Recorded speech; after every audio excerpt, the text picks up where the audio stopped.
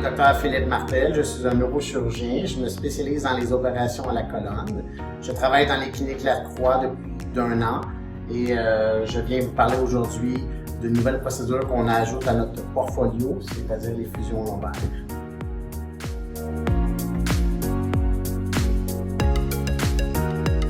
Donc, les fusions lombaires, ça s'inscrit un petit peu dans le registre des chirurgies qu'on fait pour la majorité des patients qui ont les nerfs écrasés, donc de la sténose spinale.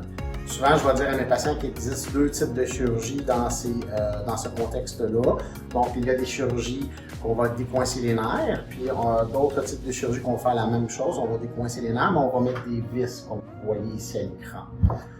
Donc, la majorité des patients qui se présentent avec ces pathologies-là, donc vont avoir les nerfs écrasés, comme je disais, ils vont se présenter avec des douleurs dans les jambes, donc on appelle souvent ça une sciatique.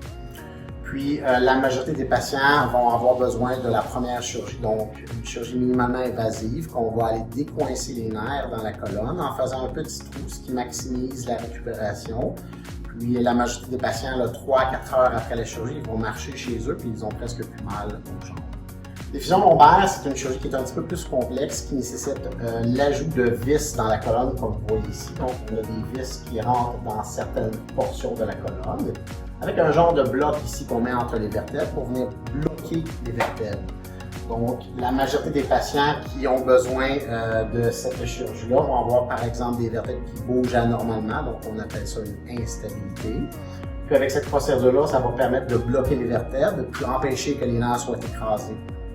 Donc, ces chirurgies-là sont aussi faites de façon minimement invasive, donc par des petits trous, ce qui va aussi accélérer la guérison. Donc, la majorité des chirurgies qu'on effectue, on peut planifier environ 1 mois de récupération globale, mais comme je mentionnais, la majorité des patients vont sortir de la chirurgie et retourner chez eux le même jour. Certains patients, par exemple, après ces chirurgies-là, pourraient avoir besoin d'une hospitalisation ou d'un court séjour. Maintenant, on offre ceci aussi au réseau Lacroix.